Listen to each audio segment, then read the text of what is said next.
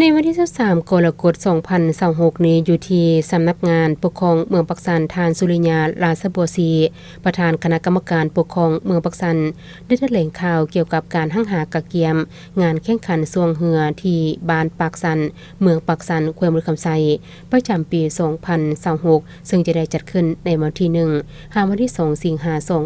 2026ที่จะมาถึงนี้อยู่ที่สนามปากน้ำสันงานแข่งเรือประเพณีประจำปี2026ที่บ้านปักสันเมืองปักสันแข่งบริคำไซ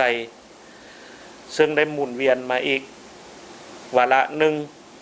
ซึ่งจะได้จัดขึ้นในวันที่1 สิงหาปี2026เพื่อเป็นการสืบทอดรักษาไว้ขนบธรรมเนียมฮิตของประเพณีอันดีงามของท้องถิ่นก็คือของชาวลาว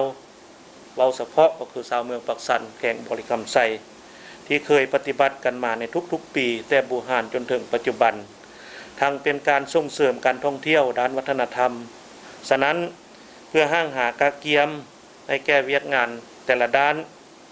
จึงได้แต่งตั้งคณะอนุกรรมการต่างๆเพื่อเฮ็ดหน้าที่ปิ้นอ้อมรับใช้งานบุญดังกล่าวให้ท่วงทันและรับประกันความสงบความปลอดภัยความเป็นระเบียบเรียบร้อยทุกประการและสามารถดำเนินงานตามแผนการที่วางไว้พร้อมนี้ก็ยังสร้างเงื่อนไขและอำนวยความสะดวกให้แก่พ่อแม่ประชาชนชาวค้าขายที่มาพบปะแลกเปลี่ยนบทเรียนซึ่งกันและกันโดยเฉพาะแม่นบรรดานักสีพายระหว่างบ้านต่อบ้านเมืองต่อเมืองแข่งตกแข็งที่ได้นำเรือเข้ามาแข่งขันในงานบุญของพวกเราในครั้งนี้พร้อมนั้นก็ยังได้จัดงานวางแสดงและขายสินค้าประเภทต่างๆผลิตภัณฑ์ของชาวบ้านในนั้นได้มีสินค้าประเภทกสิกรรมอุตสาหกรรมซึ่งมาจากกลุ่มบ้านต่างๆภายในเมืองภายในแข่งและกระตั้งแข่งต่างประเทศจำนวนหนึ่งรวมทั้งร้านอาหารและร้านวางแสดงและจำหน่ายสินค้าประเภทต่างๆที่ห้องรับให้แก่แขกบ้านแขกเมืองและนักท่องเที่ยวทางภายในและต่างประเทศที่มาเที่ยวชมในงานดังกล่าวบรรดาท่านที่นับถือและฮักแพงทั้งหลายงานแข่งขันบุญทรงเหือปีนี้จะได้ดำเนินไปเป็นเวลา2วันเต็มเนาะคือวันที่1และที่2สิงหาปี2026เรือช่วงที่จะเข้ามาแข่งขันทั้งหมดรวมมี42ลำในนี้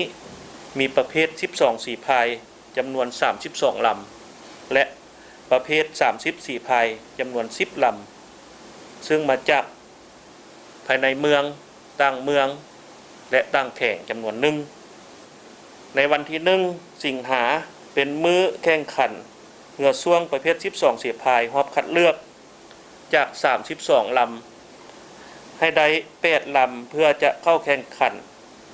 ชิงชนะเลิศในมื้อต่อไปวันที่2สิงหา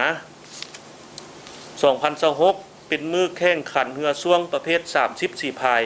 รอบคัดเลือกและชิงชนะเลิศทั้ง2ประเภท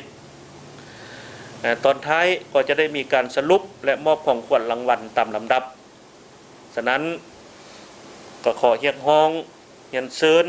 มายังการนำภาครัฐบรรดาท่านนักธุรกิจพ่อค้าชาวขายผู้ประกอบการพ่อแม่ประชาชนชาวเมืองปักสัน